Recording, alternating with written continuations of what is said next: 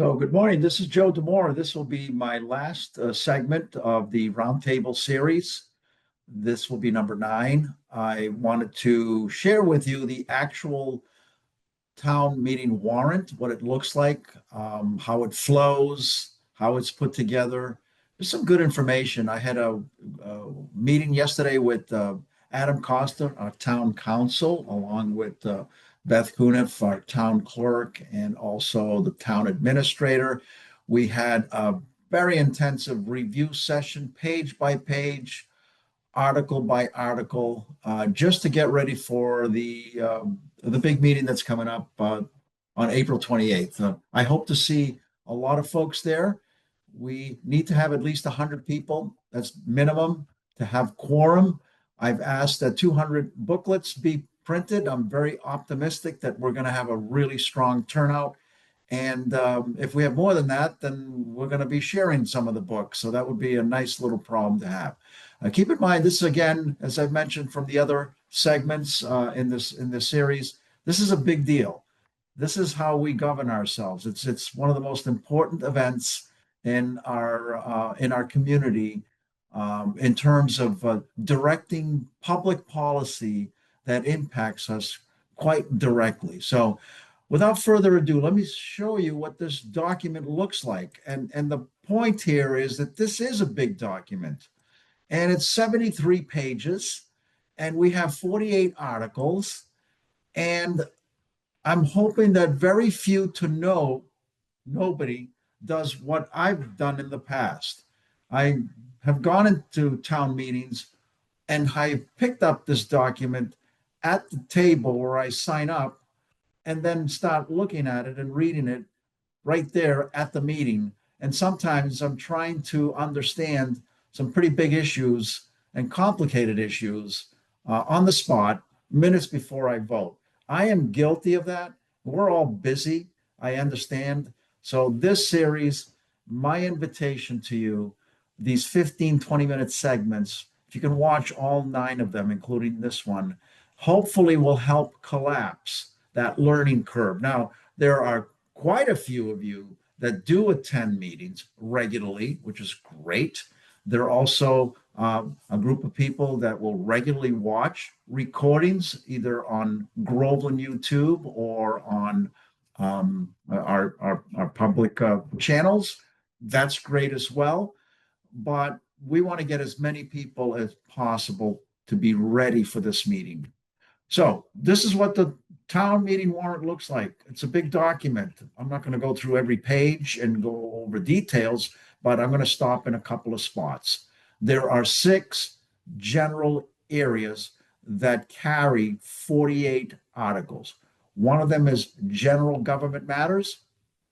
Then we have general bylaws. Then we have zoning bylaws. Then we have community preservation. Then we have appropriations. And then we have the enterprise fund. Those are the big areas. There's 48 articles. For example, in general government matters, there's articles 1 through 9. Now, what's really interesting about these articles, some of them are very easy to understand. They're written, and generally speaking, in plain language, but a lot of this is also legalese and technical. So let me show you an example of what we do for many of these articles, not all of them. I'm going to show you, for example, this is our budget. Here's our first category, general government matters. Let me just go through that.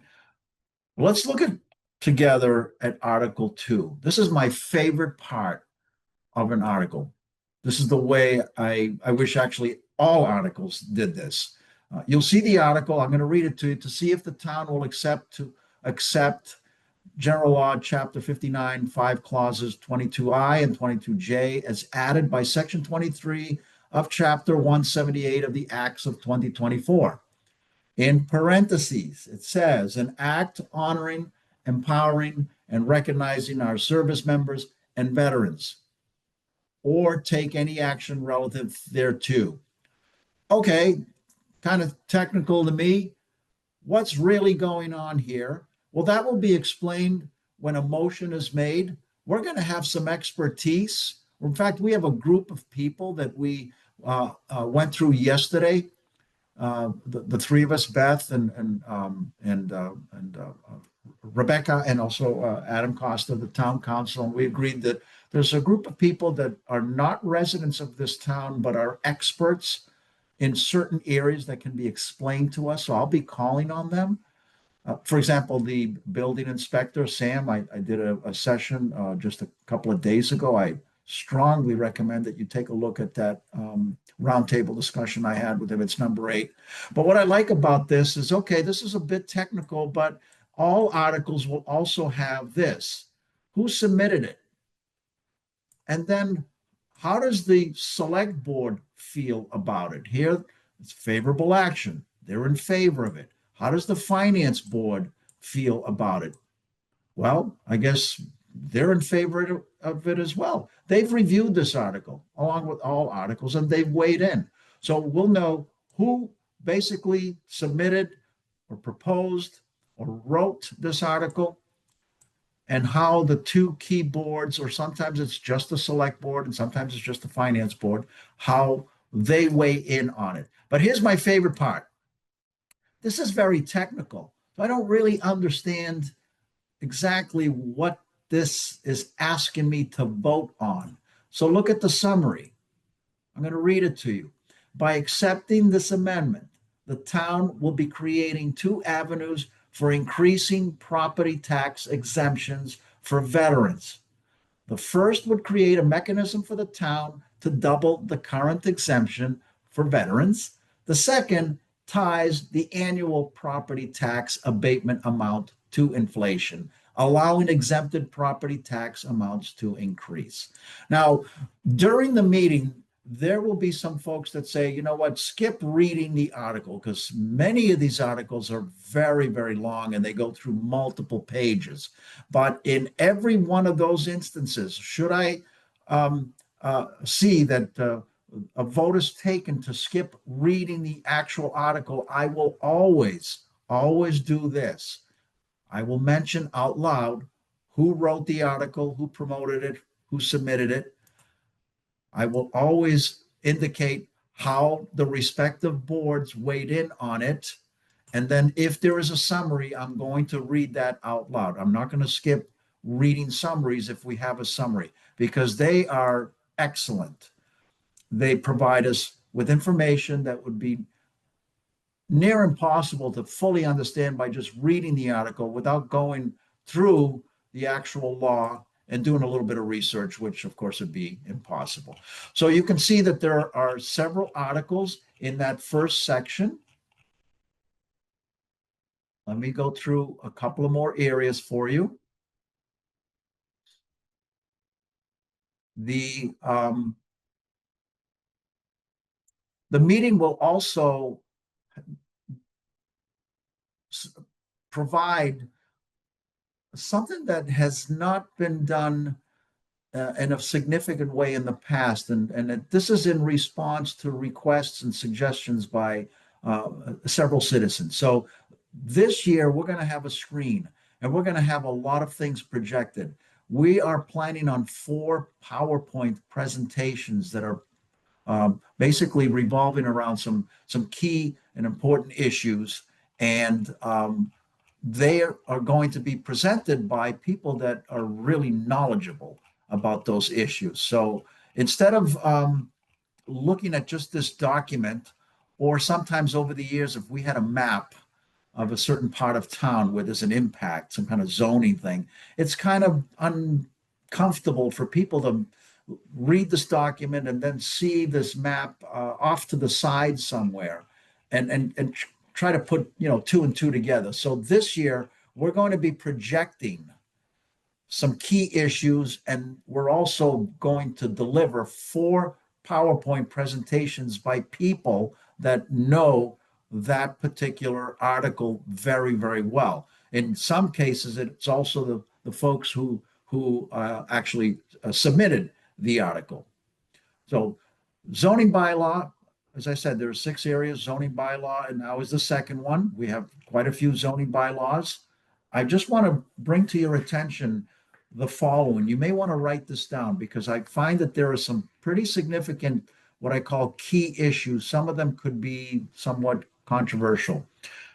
In the zoning bylaw, Article 20, floodplain overlay district. That's pages 26 to 36.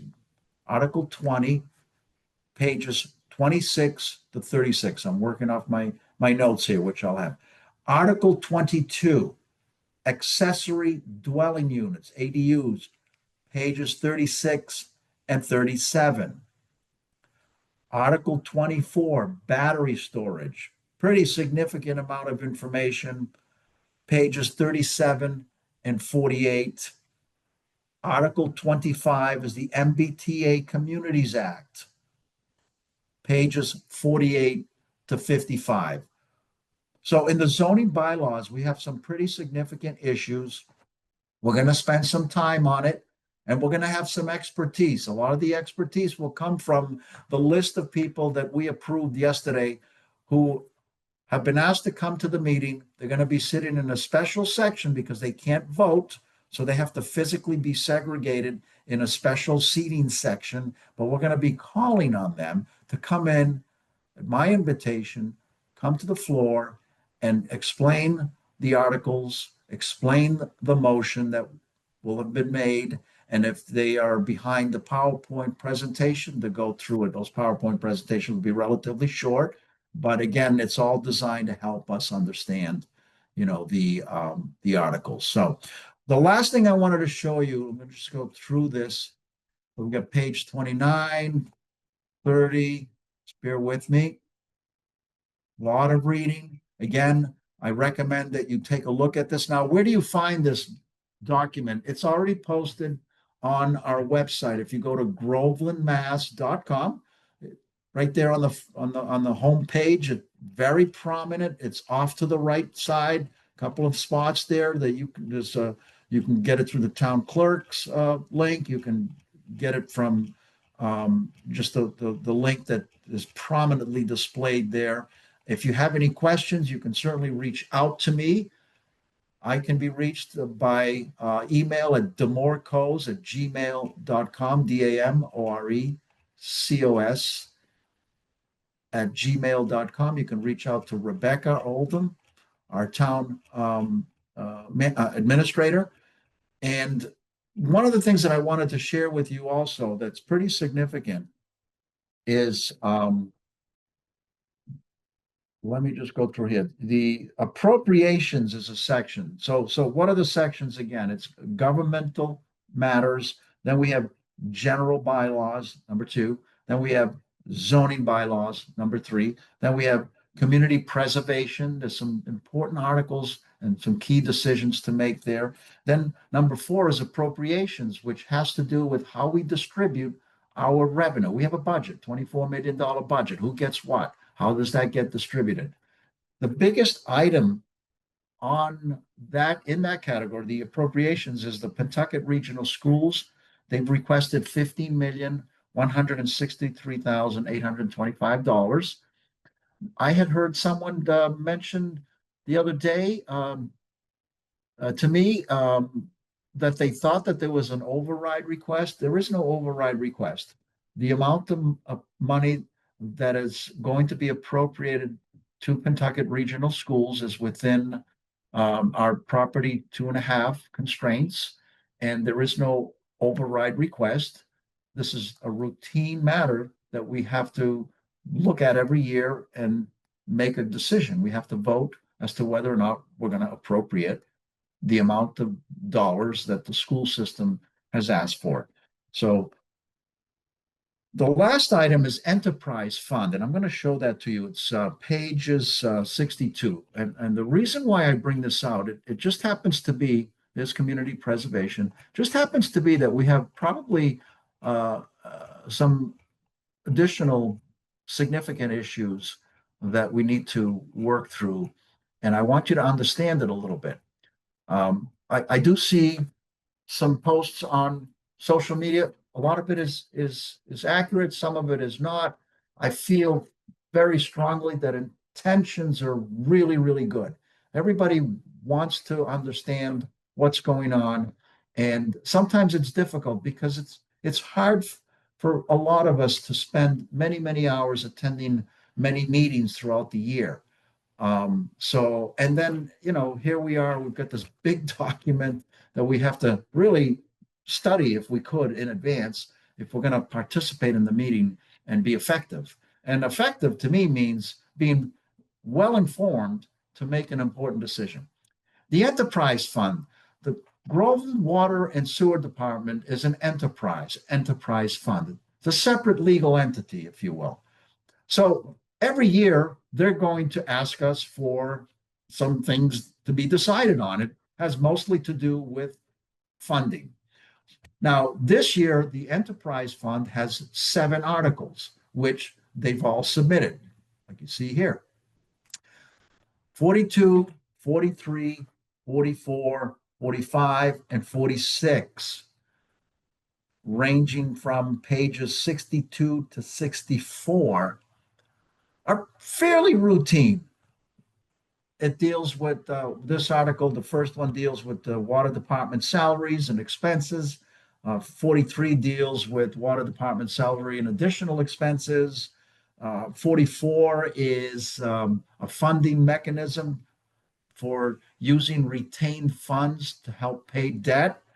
Then Article 45 is water cleaning or water tank cleaning funds that are being requested. And then Article 46 is retained earnings draw to fund some debt, a different type of debt, and that's through funding or paying the debt of a bond issue. Now, 47 and 48, Article 47 and 48 are pretty significant. There could be some controversy here, especially if people don't understand what's going on. Article 47 basically refers to a new water source and supply. What I want everyone to understand is that this is a request for funding a new water facility. This is not going to be a decision that we're going to be making at town meeting as to whether or not we should build our own water treatment facility or purchase water from Haverhill. That decision has already been made by the Water and Sewer Department. That's why I think it's important, if you have an opportunity, look at my roundtable number 7. I had a discussion with the Water and Sewer Department just a couple of nights ago. It's recorded. It's approximately 20 minutes, maybe less. And I think it'll really bring you up to speed, if you will, in terms of, understanding what these issues are. So the number 48 is specifically a request of $44,600,000 in order to pay the costs of engineering, design, permitting, constructing, and equipping a water treatment facility. And then you can see that 47 will vote to reappropriate and transfer the remaining $466,754 balance of the borrowing authorized by Article 41. That will be explained in detail. You'll notice that some of the bigger issues require a 2/3 majority, whereas most articles require a simple majority. So again, my recommendation is reach out to me, reach out to the water department if you have questions about these particular articles, especially number 47 and 48. Reach out to Rebecca. Please go to the website, pull up the document. You don't have to print it. You can leave it on your computer, or you choose to print it. You can certainly do that. Read through it. And I think it would be really beneficial for most people to look at the 15 to 20-minute roundtable discussions such as this that will bring you up to speed again. No better way of explaining it in simple terms to get you prepared for town meeting. Again, it's a big night. This is an opportunity for you to exercise your rights as a citizen, as a registered voter, to help us make key decisions that can't be made anywhere else. There's no board or commission or the town manager, or town administrator that can make the decisions that we need to make at town meeting on April 28th. So hope to see you there. Hope we have a great turnout, and I'm looking forward to seeing many of you there. You take care.